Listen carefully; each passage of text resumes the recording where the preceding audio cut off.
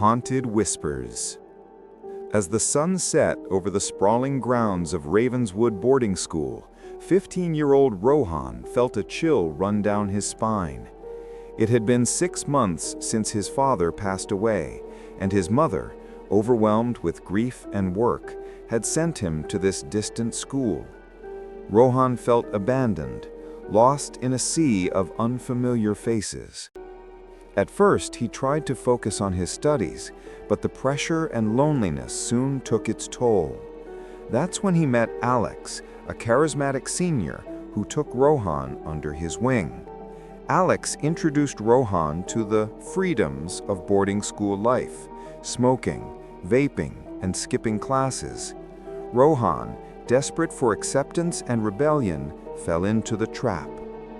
One fateful night, while exploring the school's abandoned wing, Rohan and Alex stumbled upon an old dusty diary belonging to a former student named Sarah.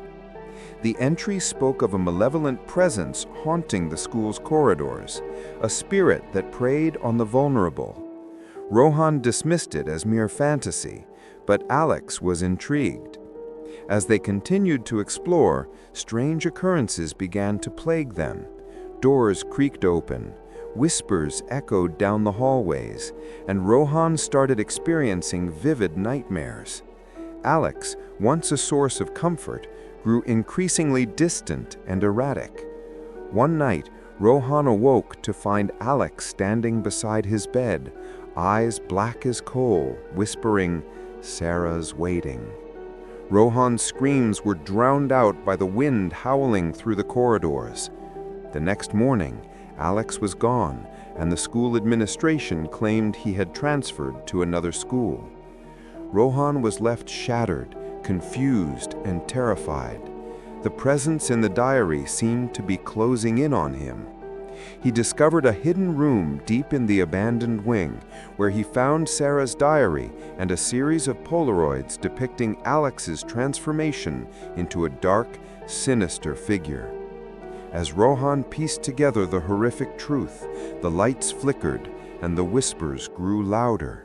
He knew he had to escape, but the doors were locked and the windows refused to budge.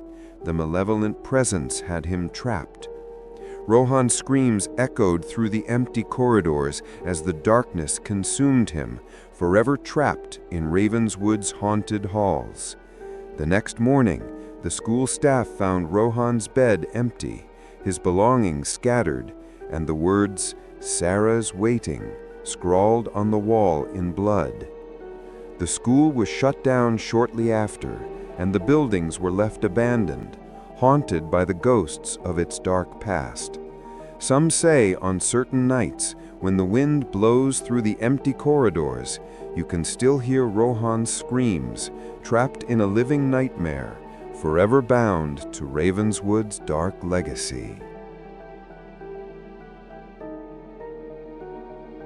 The college had an old rumor.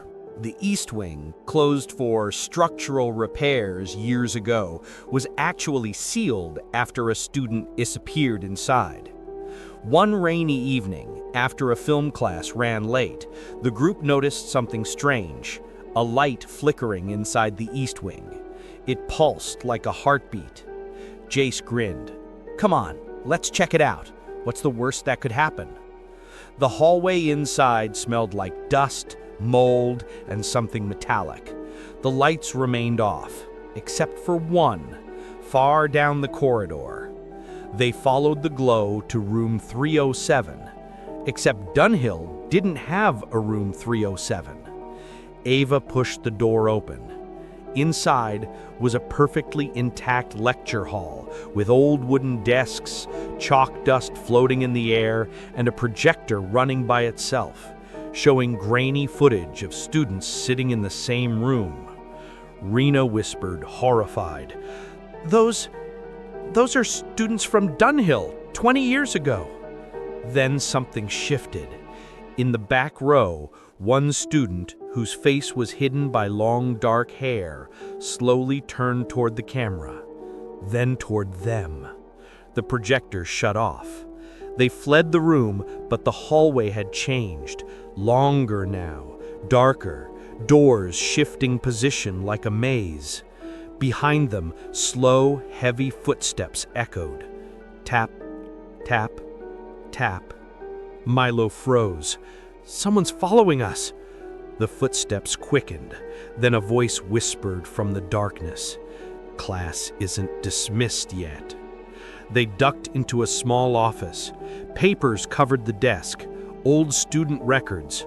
Every folder had the same note scribbled at the bottom. Transferred to East Wing program. Ava paled. These are missing students, all of them. Milo found an old cassette recorder. He pressed play. A trembling voice whispered, "Once you see the ghost class, you become part of it. Don't let it learn your face." A loud bang slammed against the office door. The door slowly creaked open. A figure stood in the doorway. A student in an old Dunhill uniform, face blurred, skin gray. Then it lifted its head. It had Milo's face, but twisted, expressionless, wrong. The thing smiled. Milo staggered back, trembling. That's not me!" The creature lunged. They sprinted toward the exit, but every turn led back to the same hallway. The East Wing was trapping them, rewriting itself.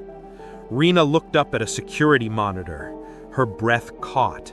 The screen showed a live feed of the hallway, but with 4 bodies lying on the floor surrounded by the ghostly students from the projector. The bodies were them. Ava screamed, "We're already dead in here!" With nowhere else to run, they burst back into room 307. The projector flicked on again, showing the ghost class. But this time, 4 seats at the front were empty, with their names written in chalk. Ava, Jace, Rena, Milo.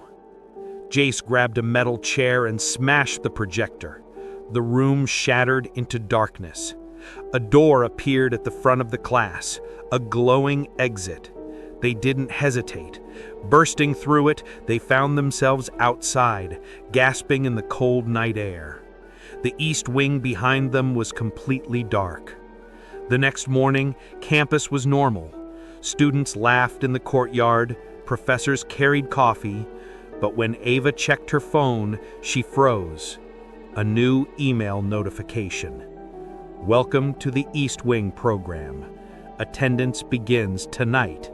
Staring blankly, expressionless, already part of the ghost class.